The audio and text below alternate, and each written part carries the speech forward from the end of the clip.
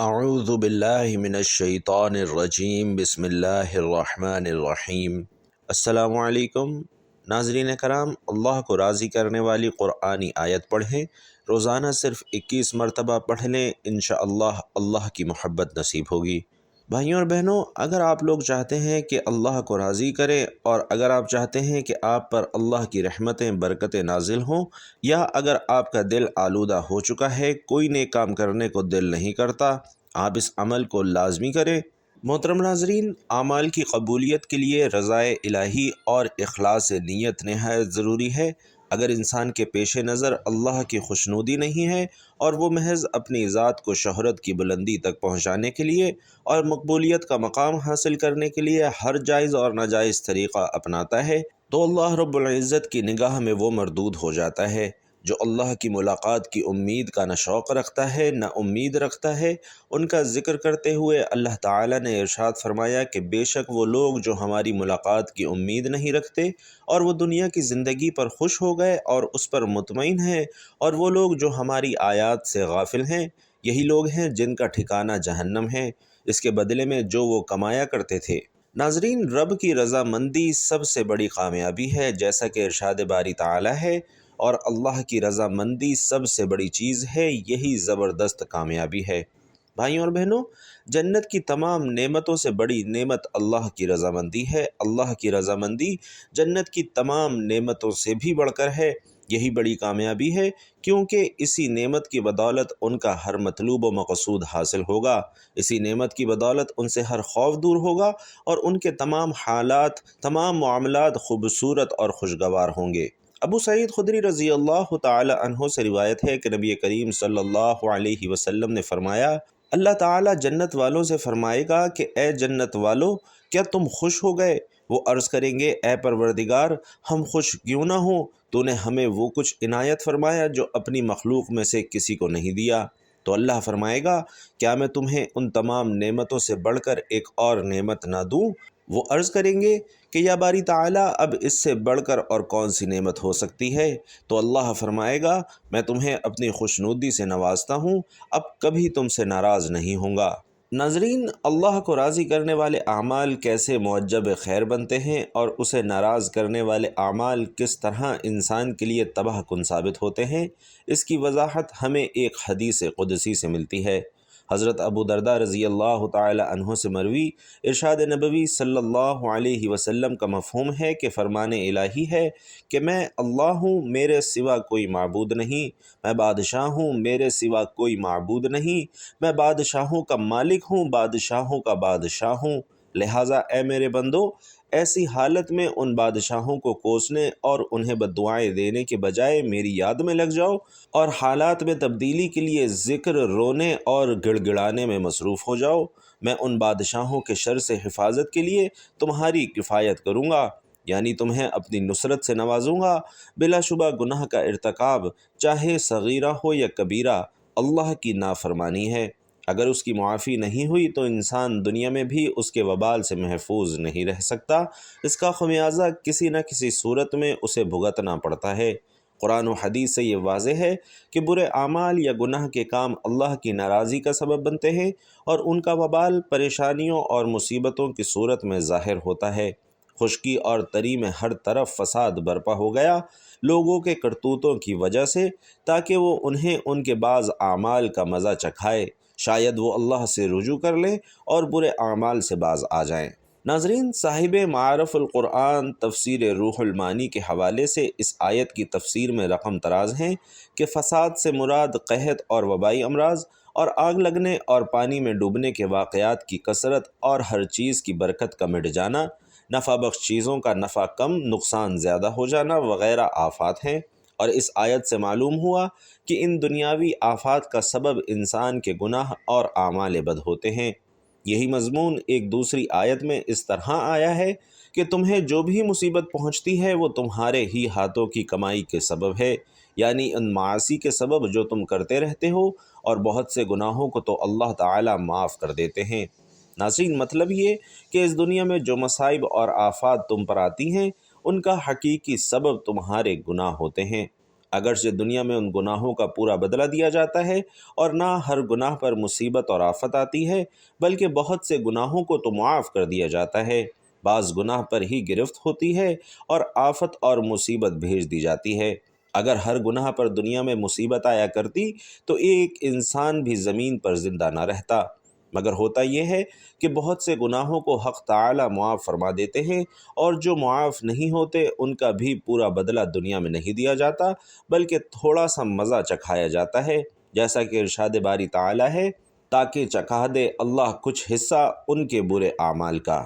مذکورہ بالا آیت کی اس ترجمانی کے حوالے سے یہ اشکال ہو سکتا ہے کہ انبیاء کرام اور اللہ کے نیک اور متقی بندے بھی مصائب اور مشکلات سے دوچار ہوتے رہتے ہیں، جبکہ وہ تو گناہ گار نہیں ہیں۔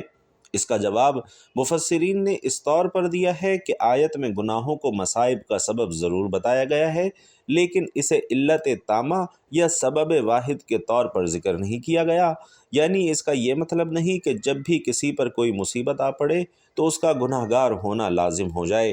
بعض اوقات مصائب اور مشکلات آزمائش و امتحان اور اس سے کامیابی کے ساتھ گزر جانے کی صورت میں رفع درجات ہوتے ہیں۔ انبیاء کرام کے تعلق سے مصائب اور پریشانیوں سے یہی مقصود رہا ہے، اور کسی بھی دور میں نیک لوگوں کے مصائب اور پریشانی سے دوچار ہونے پر ان کی یہی علت یا حکمت سمجھنی چاہیے۔ ناظرین، اوپر کی باتوں سے یہ حقیقت کھل کر سامنے آ جاتی ہے کہ انسان کے لیے مصائب و مشکلات سے نجات کا واحد ذریعہ یہ ہے کہ وہ رب کریم کی ذات کو راضی کر لے، یعنی اپنے آپ کو ان تمام کاموں سے دور رکھے جنہیں اللہ تبارک و تعالی ناپسند فرماتا ہے۔ بلا شبہ گناہوں سے بچنے سے اللہ کی خوشنودی نصیب ہوتی ہے، اور یہ بالآخر موجب رحمت اور قربت الہی بنتی ہے۔ یہاں یہ واضح رہے کہ سورۃ البقرہ میں اوامر یا نواہی کے ذکر کے بعد 9 مقامات پر فرمان الہی ہے واتقوا اللہ، اور اس آیت کا ترجمہ مختلف طور پر اللہ سے ڈرو، اللہ کی نافرمانی سے پرہیز کرو، اللہ کی ناراضی سے بچو، اللہ کے غضب سے بچو کیا جاتا ہے، اور حقیقت یہ ہے کہ اللہ کا خوف ہی ہے جو انسان کو اللہ رب العزت کی نافرمانی، اس کی ناراضی کے کاموں یا اس کے غضب سے بچنے پر ابھارتا ہے۔ اسی ضمن میں اس جانب متوجہ کرنا بھی مناسب معلوم ہوتا ہے کہ گناہ کا ایک دنیاوی وبال یہ بھی ہے کہ اس کی وجہ سے انسان نیک عمل کی توفیق سے محروم کر دیا جاتا ہے، اور گناہ سے بچنے کا ایک فیض یہ ہے کہ اس سے نیک اعمال کی توفیق نصیب ہوتی رہتی ہے۔ یہ نقطہ خود قرآن کریم کی بعض آیات سے سامنے آتا ہے، جیسا کہ ارشاد ربانی ہے، اے رسولو، پاک چیزیں کھاؤ اور عمل صالح کرو، بے شک میں اس سے باخبر ہوں جو تم کرتے رہتے ہو۔ اور اس کی تفسیر میں مولانا محمد شفیع رحمۃ اللہ علیہ نے یہ واضح فرمایا کہ علماء فرماتے ہیں کہ ان دونوں یعنی پاک روزی اور عمل صالح کو ایک ساتھ لانے میں اس طرف اشارہ ہے کہ حلال غذا کا عمل صالح میں بڑا دخل ہے۔ جب غذا حلال ہوتی ہے تو نیک اعمال کی توفیق خود بخود ہونے لگتی ہے، اور غذا حرام ہو تو نیک کام کا ارادہ کرنے کے باوجود بھی اس میں مشکلات حائل ہو جاتی ہیں۔ بلا شبہ حرام مال کمانا اور اسے استعمال کرنا سخت گناہ ہے، اور اس کے متعدد نقصانات میں سے یہ بھی ہے کہ آمدنی یا مال سے برکت اٹھ جاتی ہے، جسمانی، ذہنی اور فکری صلاحیت متاثر ہوتی ہے، اور اولاد کی پرورش پر بھی اس کا برا اثر پڑتا ہے۔ ایک جدید عربی تفسیر نظرات فی کتاب اللہ کی مؤلفہ محترمہ زینب الغزالی نے بھی مذکورہ آیت کے حوالے سے حلال روزی کی برکات کو بڑے اچھے انداز میں واضح کیا ہے۔ متعلقہ حصے کا اردو ترجمہ یہ ہے کہ پھر اللہ نے اپنے رسولوں اور تمام مخلوقات کو حکم دیا کہ وہ حلال اور پاکیزہ کمائی کھائیں اور نیک اعمال کریں۔ یہ اس بات کی دلیل ہے کہ حلال عمل صالح میں معاون بنتا ہے۔ اللہ سبحانہ و تعالی ظاہر اور باطن ہر چیز سے واقف ہے۔ حلال کی تلاش برکت کا سبب ہے، اسی طرح حلال کی تلاش سے انسان کو عمل صالح میں تعاون ملتا ہے۔ حلال کھانے کا نفس پر بڑا اچھا اثر پڑتا ہے، جس کے نتیجے میں نفس خیر کی طرف متوجہ ہوتا ہے اور برائی سے باز رہتا ہے، کیونکہ بدن کا غذا اگر حرام ہے تو بدن پر تاریکی چھا جاتی ہے، اگر حلال ہے تو جسم میں نور اور صالح قوت پیدا ہوتی ہے جو ہدایت کا سبب بنتی ہے۔ مزید یہ کہ گناہوں سے اجتناب کی ایک بہت بڑی برکت یہ ہے کہ اس سے دعاؤں کی قبولیت کی راہ ہموار ہوتی ہے، یعنی رزق حلال استجابت دعا کا مستحق بناتا ہے۔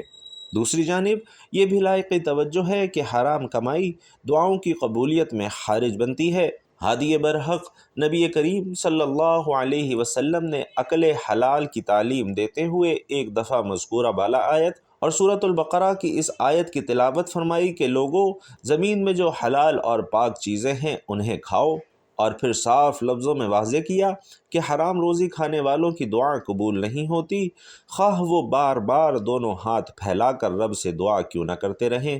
ناظرین، اس حدیث میں بڑی عبرت اور نصیحت ہے۔ حضرت ابو ہریرہ رضی اللہ تعالی عنہ سے روایت ہے کہ نبی کریم صلی اللہ علیہ وسلم کا ارشاد ہے کہ اے لوگو، اللہ پاک ہے اور پاک چیز ہی قبول کرتا ہے، اور اللہ نے جس کام کا حکم پیغمبروں کو دیا تھا اسی کام کا حکم مومنوں کو دیا ہے۔ اللہ تعالیٰ نے پیغمبروں سے فرمایا کہ تم سب پاک چیزیں کھاؤ اور جو کچھ کرو گے میں اس سے باخبر ہوں، اور اللہ نے مومنین سے فرمایا کہ مومنوں، ہم نے جو چیزیں تم کو عطا کی ہیں ان میں سے پاک چیزیں کھاؤ۔ اس کے بعد نبی کریم صلی اللہ علیہ وسلم نے اس شخص کا ذکر کیا جس نے لمبا سفر اختیار کیا اور جس کے بال پریشان اور گرد آلود ہو رہے تھے، اور دونوں ہاتھ اٹھا کر کہہ رہا ہے اے پروردگار، اے پروردگار، یعنی دعا مانگ رہا ہے، لیکن حالت یہ ہے کہ اس کا کھانا بھی حرام، پینا بھی حرام، لباس بھی حرام اور غذا بھی حرام، پھر کیوں کر اس کی دعا قبول ہو سکتی ہے؟ ناظرین کرام، مزید اہم بات یہ ہے کہ روزانہ صبح کو جن دعاؤں کا مانگنا نبی کریم صلی اللہ علیہ وسلم کا معمول رہا ہے ان میں یہ دعا بھی شامل تھی، اللہم انی اسألک علما نافعا ورزقا طیبا وعملا متقبلا، یعنی اے اللہ، میں تجھ سے نفع بخش علم، پاک روزی اور تیری بارگاہ میں مقبول عمل کا سوال کرتا ہوں۔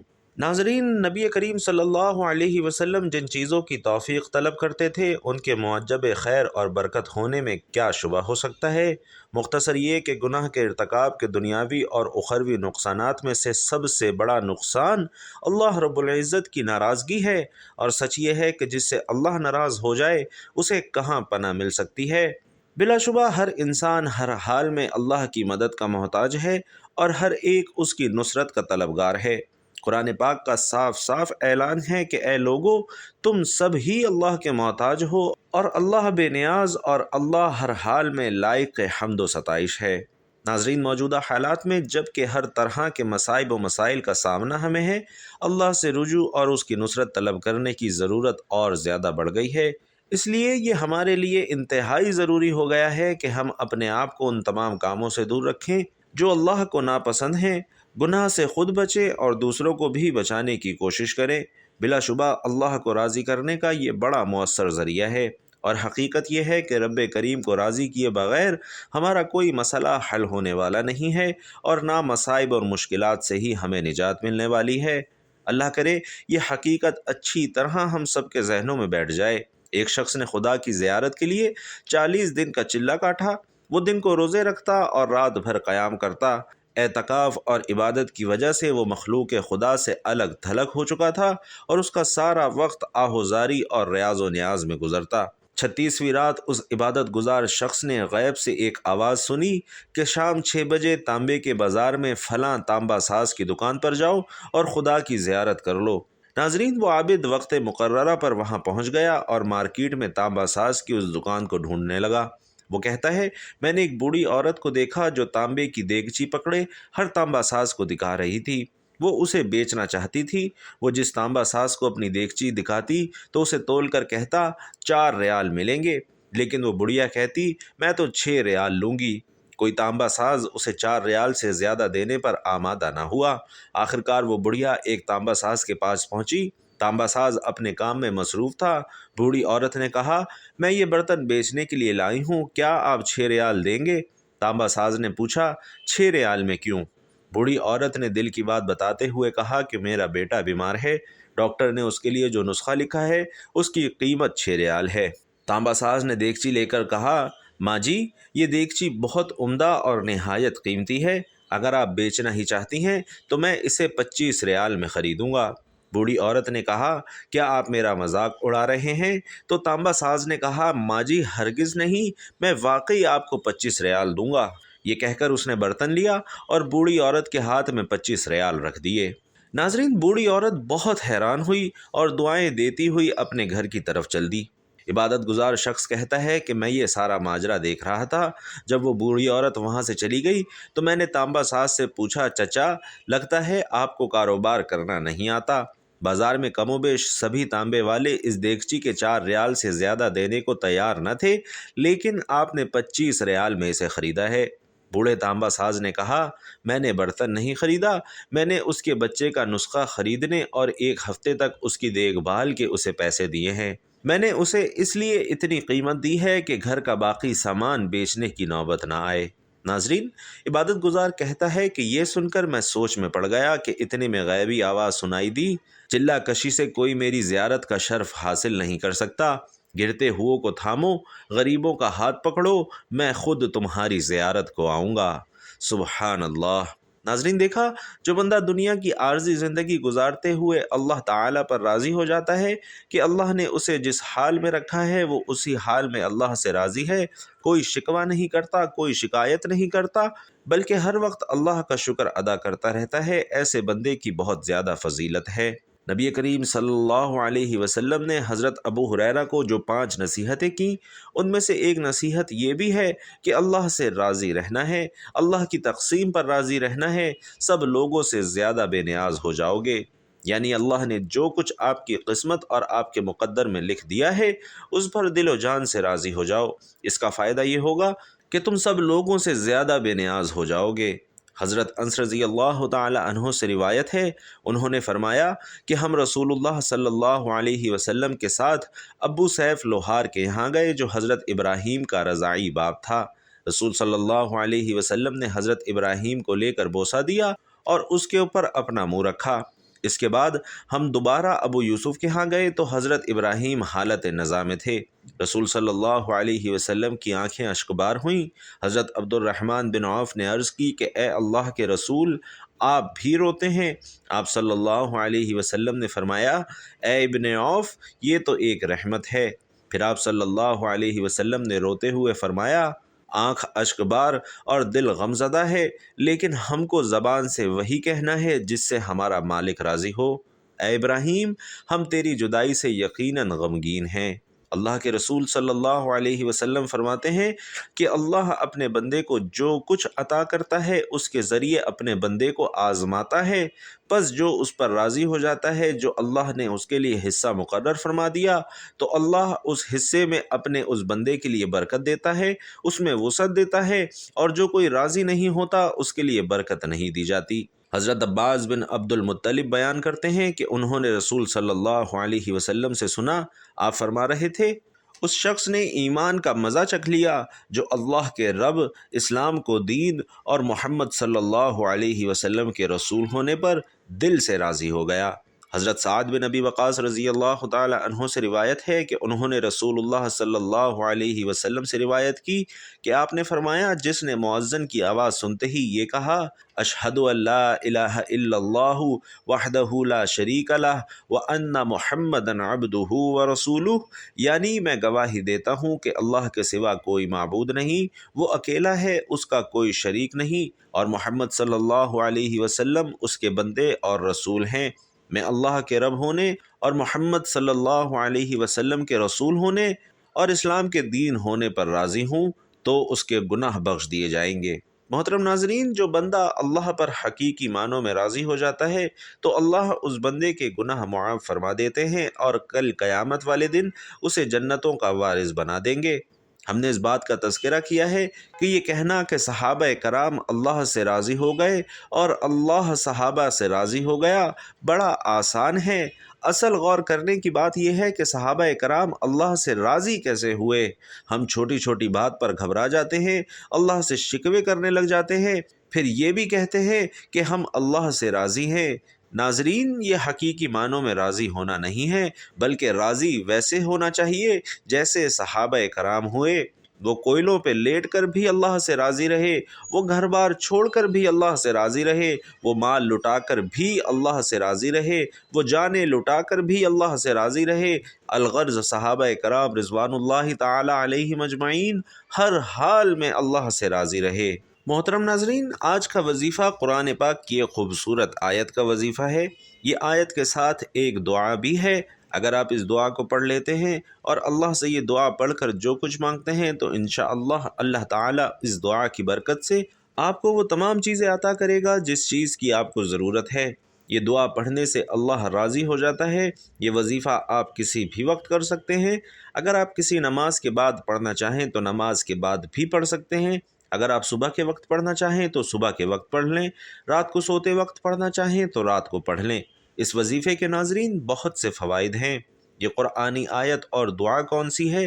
یہ دعا صحیح حدیث میں سیدنا انس بن مالک رضی اللہ تعالی عنہ سے مروی ہے کہ آقائے دو جہاں صلی اللہ علیہ وسلم نے سیدہ فاطمہ رضی اللہ تعالی عنہا کو فرمایا، جو تاکیدی بات میں تمہیں اب کرنے لگا ہوں، اسے سننے سے تمہیں کوئی چیز نہ روکے یا اسے صبح و شام پڑھنے سے کوئی چیز مانے نہ ہو، اور وہ ہے یا حی یا قیوم برحمتک استغیث، جس کا ترجمہ ہے اے ہمیشہ سے زندہ ذات، اے ہر چیز کو قائم رکھنے والی ذات، میں تجھ سے تیری ہی رحمت کا واسطہ دے کر مدد طلب کرتا ہوں، میرے سارے معاملات سنوار دے۔ یہ دعا اللہ رب العالمین کے لیے عبودیت ثابت کرنے والی عظیم دعاؤں میں شامل ہے۔ اس دعا میں اللہ کے اسماء اور صفات کا وسیلہ بھی شامل ہے، اور اس میں یہ ذکر کیا گیا ہے کہ اللہ تعالی ہمیشہ سے زندہ ہے اور دوسروں کو قائم دائم رکھنے والا ہے۔ وہی رحم کرنے والا اور نہایت مہربان ہے۔ تمام کے تمام بندے اللہ کے قیوم ہونے کی وجہ سے مدد اور تائید اسی سے مانگتے ہیں۔ اللہ کی تمام چیزوں سے وسیع رحمت کا واسطہ دے کر غوث طلب کرتے ہیں اور اللہ سے امید رکھتے ہیں کہ انہیں دنیا اور آخرت میں خوشحالی کے اسباب عطا کر دے۔ محترم ناظرین، آپ نے وظیفہ شروع کرنے سے پہلے درود پاک پڑھنا ہے۔ درود پاک ویسے تو آپ کوئی سا بھی پڑھ سکتے ہیں، چاہے تو آسان اور مختصر سا درود صلی اللہ علیہ وآلہ وسلم پڑھ لیں یا پھر صلی اللہ علی محمد پڑھ لیں، لیکن درود ابراہیمی کی چونکہ فضیلت زیادہ ہے، اسی لیے کوشش کریں کہ کسی بھی دعا یا وظیفے سے پہلے درود ابراہیمی ہی پڑھیں۔ درود پاک پڑھنے کے ویسے بھی بہت سے فضائل اور برکات ہیں۔ کسی بزرگ نے ایک شخص کو انتقال کے بعد خواب میں دیکھ کر پوچھا کہ اللہ نے آپ کے ساتھ کیا معاملہ فرمایا؟ جواب دیا، اللہ نے مجھے بخش دیا۔ پوچھا کس سبب سے؟ بولا، میں ایک محدث صاحب کے ہاں حدیث پاک لکھا کرتا تھا، انہوں نے نور کے پیکر صلی اللہ علیہ وسلم پر درود پاک پڑھا تو میں نے بلند آواز سے درود پاک پڑھا، نیز حاضرین نے سنا تو انہوں نے بھی درود پاک پڑھا، تو اللہ پاک نے اس کی برکت سے ہم سب کو بخش دیا۔ ناظرین، درود پاک پڑھنے کے بعد آپ نے 21 مرتبہ یا حی یا قیوم برحمتک استغیث پڑھنا ہے۔ 21 مرتبہ یہ دعا پڑھنے کے بعد آپ نے 33 مرتبہ استغفر اللہ پڑھنا ہے، اور اس کے بعد آپ نے 3 مرتبہ سورۃ الاخلاص کی تلاوت کرنی ہے۔ سورۃ الاخلاص پڑھنے کے بعد آپ درود پاک پڑھنا ہے جو شروع میں پڑھا تھا، اور اس کے بعد آپ نے اللہ سے دعا کرنی ہے۔ آپ کی کوئی بھی حاجت ہو، کوئی بھی پریشانی ہو، آپ کی کوئی بھی دلی خواہش ہو، اس کی آپ نے اللہ سے دعا مانگنی ہے۔ انشاءاللہ اس عمل کی برکت سے آپ کی دعا اللہ تعالی ضرور قبول کرے گا۔ محترم ناظرین، آپ بھی یا حی یا قیوم برحمتک استغیث پریشانی کے وقت ضرور ورد کیا کریں، نیز 5 وقتہ نماز اور استغفار کا اہتمام لازمی کریں۔ رسول پاک صلی اللہ علیہ وسلم پریشانی کے وقت نماز کی طرف متوجہ ہو کر اللہ سے دعا کرتے تھے۔ مسلمان کے لیے رسول اللہ صلی اللہ علیہ وسلم کے عمل میں بہترین نمونہ ہے، اور استغفار کی کثرت سے مسائل حل ہونے کا وعدہ قرآن و حدیث میں بھی موجود ہے۔ روزانہ دن میں یا رات کو کسی بھی وقت صرف 21 مرتبہ یا حی یا قیوم برحمتک استغیث پڑھ کر اللہ سے دعا مانگے، انشاءاللہ اللہ پاک آپ سے راضی ہو جائے گا۔ اس عمل کی برکت سے اللہ پاک آپ کی ہر طرح کی جائز حاجات کو، آپ کی دعاؤں کو پورا فرمائے گا انشاءاللہ۔ دعا ہے کہ اللہ تعالی میرا سنانا اور آپ کا سننا اپنی بارگاہ میں قبول و منظور فرمائے، ہم سب کو نیک اعمال کرنے کی توفیق عطا فرمائے، آمین یا رب العالمین۔ ناظرین، کمنٹ باکس میں اللہ تعالیٰ کے 99 ناموں میں سے کوئی بھی ایک نام لکھ کر ضرور شیئر کیجیے گا۔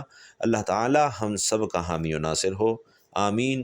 السلام علیکم ورحمۃ اللہ وبرکاتہ۔